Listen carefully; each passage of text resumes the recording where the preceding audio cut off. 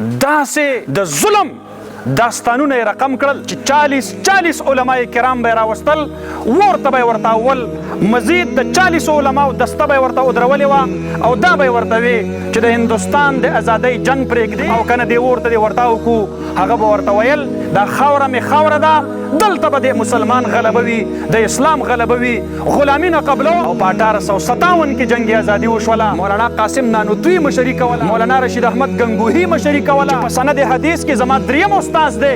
د هغې نه وروستو دلته د علماو نه ډېر لوی انتقامونه په دې خطه کې واخیستلی شو. په دهلي کې ډاکټر ټامسن لیکي چې 52,000 علماء کرام دا قتل کړلی شو او 2 لکه مسلمانان دا شهیدان کړلی شو چې په دې کې په زرهاو باندې علماء کرام چې ګیره به یې لیدله، پټکې به یې لیدلو، پنسۍ به یې خېژولو او چې کله لیسټونه د هغې ختم شو نو بیا یې وویل چې دا د چا په پټکو کې ول دی نو دا د قاسم نانوتوي او د رشید احمد ګنګوهي او د امداد الله مهاجر مکي د صف سړی دی.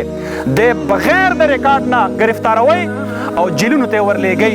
داسې د ظلم داستانونه یې رقم کړل چې 40 علماء کرام به یې راوستل، ورته به یې ورته اول مزید د 40 علماو دسته به یې ورته ودرولې وه او دا به یې ورته وي چې د هندوستان د ازادۍ جنګ پرېږدي او که نه دې ورته دې ورته وکړو.